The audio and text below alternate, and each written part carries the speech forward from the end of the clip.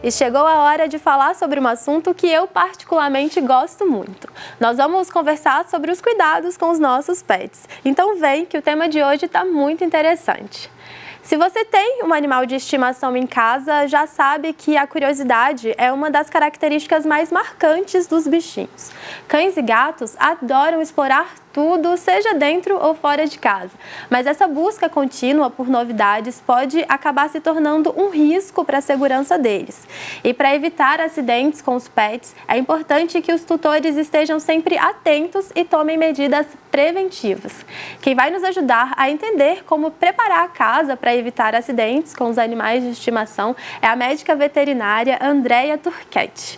Ela também vai dar dicas para você passear com seu pet em segurança. Andréia, finalmente você aqui com a gente no programa, estou muito feliz com a sua participação. Eu também, é um prazer. Esses acidentes com cães e gatos, infelizmente, são comuns, né? Existe, assim, algum que tem mais chances de acidentes, o cão ou o gato, ou não? Infelizmente, os acidentes são muito comuns mesmo. Os cães, por passearem mais do que os gatos, também estão mais predispostos aos acidentes. Então, dentro de casa, os dois se acidentam bastante, mas fora de casa, realmente, os cães um pouco mais.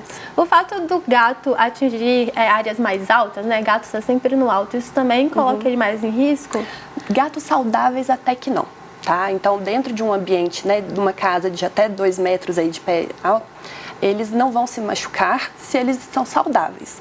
Diferentemente, às vezes, de um cão de porte pequeno, que ao pular de uma cama, consegue quebrar a patinha. Nossa, realmente faz sentido. Mas agora, eu já ouvi dizer que a cozinha é um ambiente da casa mais inseguro para os pets. Isso é verdade ou não tem nada a ver? Falso, tá? Para as crianças, de fato, a gente sabe que, né, os acidentes domiciliares acontecem primariamente na cozinha por causa das queimaduras, mas os animais são muito instintivos em relação a isso. Então, eles percebem que ele está quente e tendem a não ficar muito próximo. Às vezes, a gente causa um acidente. Então, a gente cozinhando e sem querer deixa cair uma panela, alguma coisa assim. E por isso é sempre bom que eles não estejam presentes na cozinha. Mas a maioria dos acidentes acontecem com coisas que eles comem fora da cozinha. Então, quais são, né, esses principais acidentes domésticos com os pets? Os gatos gostam muito de brincar, né? Eles brincam de caça. Então, às vezes, aquelas varinhas que tem com pedaços, com novelo de linha, eles tendem a, ao brincar, acabar engolindo. E aí, aquilo ali causa o que a gente chama de corpo estranho linear, que dá um trabalhão e realmente é muito sério. Já os cães comem de absolutamente tudo.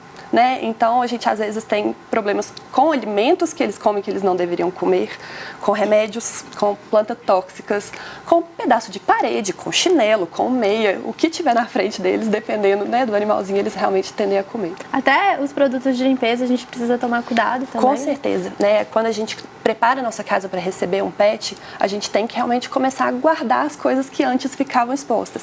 Então, realmente, o material de, né, limpeza sempre fechado dentro do armário, os remédios sempre fechados dentro do armário, ou pelo menos num local muito alto que o animalzinho, de fato, não vai conseguir ter acesso. Agora, o que é, acho que é a síndrome do gato paraquedista? É isso? O que é isso? A síndrome do gato paraquedista, infelizmente, é uma das maiores urgências que a gente recebe no hospital. Os gatinhos, às vezes, não por loucura deles, não, né? Eles gostam de ambientes altos, principalmente as nossas janelas, e aí eles veem alguma coisa que os interessa do lado de fora da casa e eles, ao tentarem pegar aquilo ali, eles acabam caindo. Então, a gente pega muito gatinho voador, né? E por isso o termo dessa síndrome, e são de quedas de altas alturas e realmente, né, um politraumatismo que é muito grave para eles. E vocês recebem muitos casos de acidentes com pets na clínica? Infelizmente, né, a gente é um hospital 24 horas, então a gente acaba recebendo mais traumatismos, né, e acidentes do que em outros locais. Mas gatinhos com quedas, cães com atropelamentos, ingestão de corpos estranhos e demais coisas que podem intoxicar ou causar mal para os pacientes é realmente rotina para a gente. E são situações que poderiam ser evitadas, né? A maioria. Quais são, então, as adaptações que a gente pode fazer em casa para prevenir esses acidentes? Primeira coisa, tem gato em casa, é obrigatório telar. E eu gostaria de lembrar que a gente tem que telar todos os ambientes, tá? Principalmente onde a gente esquece de telar. Por exemplo, banheiro. Eu tenho muitos pacientes que a casa é telada e o banheiro, às vezes, a janela é basculante e aí a pessoa esqueceu de telar. Então, a gente precisa lembrar de telar todos. A tela é também importante para a casa que tem cães, mas ela é essencial, importantíssima para a casa que tem gatos. O aquilo que a gente já comentou um pouquinho, né, de tirar o acesso fácil dos pets, né, os meus pacientes, às coisas que podem fazer mal para eles. Então, você não acredita, mas, por exemplo, carregador de celular. Às vezes a gente deixa ele na tomada, esquece de guardar, é uma diversão para eles. E aí eles vão brincar e acabam tomando um choque, né? Podem queimar a língua, podem ter complicações um pouco mais graves. Então, os brinquedos, por exemplo, a gente tem brinquedos que podem soltar potencialmente corda, né? Ou soltar fiapos. Bichinho de pelúcia, que às vezes tem um olhinho ali, eles vão brincar e acabam ingerindo esse olhinho. Então, ok de deixar quando a gente está vistoriando. A partir do momento que a gente vai sair de casa, ou a gente não vai ficar por conta do nosso pet ali, tem que guardar esse material também. E são vários objetos, né? Às vezes você deixa roupa espalhada pela casa, mas também enfeites que tem ponta, alguma coisa que pode cair também, machucar esse animal, né? De roupa, muito bem lembrado, tá? Eles amam, por alguma razão, principalmente cão, comer nossas roupas íntimas, tá? Então, a gente tira, vai lá, uma vez a cada mês, mais ou menos, meia, calcinha, sutiã de dentro do estômago desses pacientes. Então, a gente realmente tem que, né, se autopoliciar o tempo todo para tentar reduzir isso aí de casa. O que você falou de, às vezes, acidentes, já teve paciente meu que tinha, né, um forro de mesa na mesa e ele puxou para pegar. E aí uma coisa pesada que estava em cima caiu em cima dele e machucou. Então a gente tem que lembrar realmente de se policiar o tempo todo, de ver o potencial perigo naquilo ali. A ideia é prevenir, né? Mas caso aconteça um acidente, qual que é a orientação para esse tutor? Primeiro de tudo, antes de qualquer acidente, conhecer o hospital veterinário 24 horas mais próximo da sua casa. Porque às vezes a gente conhece muito bem o pet shop que a gente leva toda semana, mas a gente não sabe que aquele pet shop não faz atendimento emergencial. Ele não tem uma infraestrutura para isso. Então, da mesma forma, quando você tem um politraumatismo, por exemplo, humano, você vai para o João 23, né? Aqui a gente tem que ir para o hospital veterinário 24 horas mais próximo de casa. Isso aí é bom saber de antemão, para você não de madrugada precisar ir no Google e descobrir qual que é o local mais próximo. Já ficar preparado, né? Com certeza. Agora, a gente falou sobre o ambiente interno, né, de dentro de casa. Vamos falar um pouquinho do ambiente externo, né? O famoso passeio, que todos os pets adoram passear. As pessoas já criam esse hábito, uma rotina, ou passeio ali no início da manhã ou no final da tarde. E eu vejo que o pet, ele já fica ansioso ali. Olha, tá quase na hora do meu passeio, já fica bem animado. Mas esse momento, ele também precisa de cuidados, né, Andréia? Quais são os principais cuidados ao passear com os pets? Principalmente com os cães, eu diria que a maior índice de acidentes preveníveis que a gente recebe é na hora do passeio. Os animais são muito inteligentes e a gente acredita na inteligência deles porque de fato eles são, mas a gente não pode confiar 100%. Por quê?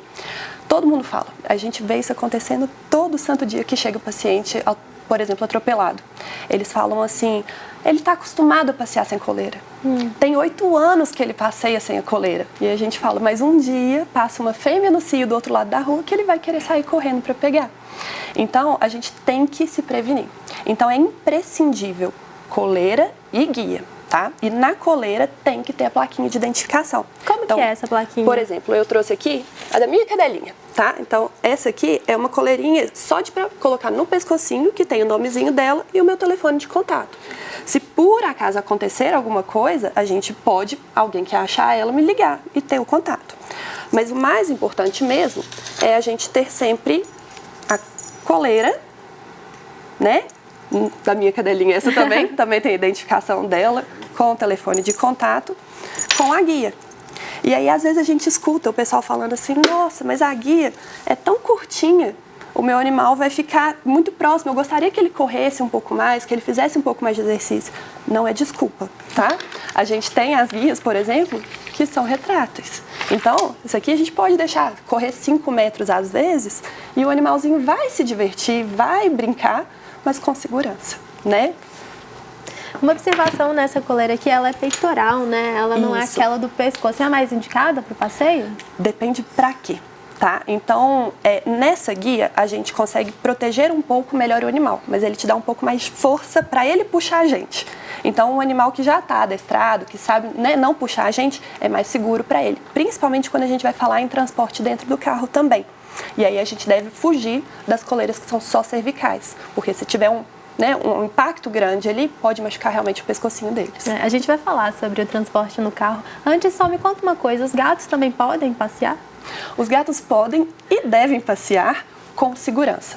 Então, a gente sempre antes tem que garantir que o gatinho aprendeu a andar de coleira e que a coleira é uma coleira segura para eles, porque eles conseguem fazer uns movimentos assim e às vezes sair dependendo do modelo da coleira. Então, sempre treinar em casa antes de sair e depois, quando você já tiver segurança, que é seguro para ele, aí sim começar os passeios na rua. Agora, Andréia, eu tenho uma pergunta para quem está assistindo a gente, para o pessoal de casa. Você acha que o cinto de segurança, a gente precisa usar o cinto de segurança com os cachorros no carro? A gente publicou essa enquete lá no Instagram da TV Horizonte para saber a opinião dos nossos seguidores. Você segue o nosso perfil? Você participou dessa votação? Se você não viu a nossa enquete, eu já te convido para ir lá seguir a gente. É só buscar por @TV Horizonte Oficial. Toda semana tem enquete no Instagram sobre o assunto da vez aqui no nosso programa. Agora vamos conferir o resultado. Olha só, cachorros devem usar cinto de segurança? A maioria disse que é verdade, sim, tem que usar o cinto de segurança, mas tem ali 33% que acredita que não precisa. E aí, Andréia, precisa ou não precisa? Super precisa. E a maioria dos meus pacientes não usa. A gente fala e a grande maioria não usa. Tem muito daquela ideia preconcebida que precisa, cinto de segurança é na estrada. Mas a maioria dos acidentes acontecem dentro da cidade. Então, o cinto de segurança é essencial para o nosso paciente, o que é diferente de ser obrigatório. Né? Na lei brasileira não está falando ali, o cão para ser transportado precisa estar num cinto de segurança. Mas a gente quer o melhor para os nossos pacientes, nossos filhos. Então, sem sombra de dúvida, a gente vai colocar cinto de segurança neles. É importante, mas o cinto de segurança do carro já serve? Não, a gente precisa fazer uma adaptação, tá? Então, a gente tem algumas opções. Posso te mostrar aqui? Claro. Olha só, esse aqui também é o cinto de segurança das minhas filhas, tá? Vem com uma parte que é para você acoplar no cinto que já vem, né, no carro, e a outra parte você acopla na peitoral do seu animalzinho. Então, aqui, por exemplo, e ela fica presa dentro do carro. Eu não poderia colocar esse cinto numa guia cervical, porque aí poderia machucá-la, tá? Então, sempre na peitoral. Tem esse modelo e tem alguns animaizinhos que são pequenos, que às vezes, por exemplo, gatinhos ou cães de pequeno porte, é mais seguro de transportá-los dentro da caixinha de transporte. E o nome dela é caixinha de transporte por uma razão, né? A gente usa justamente para essa movimentação. Então, a gente pode, por exemplo, colocar para o animalzinho ficar mais confortável uma almofadinha aqui dentro, o paninho que ele tem costume, né? A gente pega o animalzinho, coloca lá dentro, fecha, garante que está bem travado e, importantíssimo, passa o cinto de segurança do carro e acopla aqui. A gente não vai deixar a caixinha solta dentro do carro também, porque é perigoso para eles. É muito importante, talvez, você falou de colocar a mantinha, né? Porque nem todo cachorro ele vai ser calmo e sereno para ficar ali, né? Então, acho que a gente precisa o quê? Talvez ir acostumando o pet com o cinto de segurança. Além de acostumar com o cinto de segurança, deixar a caixinha de transporte disponível para eles dentro de casa. Porque geralmente a gente lembra de pegar a caixinha de transporte quando vai viajar, quando vai no veterinário. E aí já são momentos de maior estresse para o pet. Então, se a gente já tem ela aberta dentro de casa o tempo todo e coloca um petiscozinho, às vezes coloca o alimento do animal lá dentro, facilita muito a nossa vida. Eles passam a gostar da caixinha de transporte. Perfeito, Andréia. Muito obrigada pelas suas dicas, né? Você tem uma rede social, tá no Instagram, para deixar uma arroba para as pessoas poderem acompanhar seu trabalho? Com certeza, é o Life Hospital Veterinário, então @LifeHV, tá? E lá a gente, além de postar um pouquinho da nossa rotina, né, trabalhando com isso, a gente posta muita dica também. Então, essa de prevenção dos acidentes é essencial, porque diminuiria muito o nosso trabalho e, consequentemente, a saúde dos nossos animais melhora. A gente precisa, viu, gente, dessas medidas de segurança para garantir a qualidade de vida para os nossos pets. É muito importante a gente falar sobre esse assunto.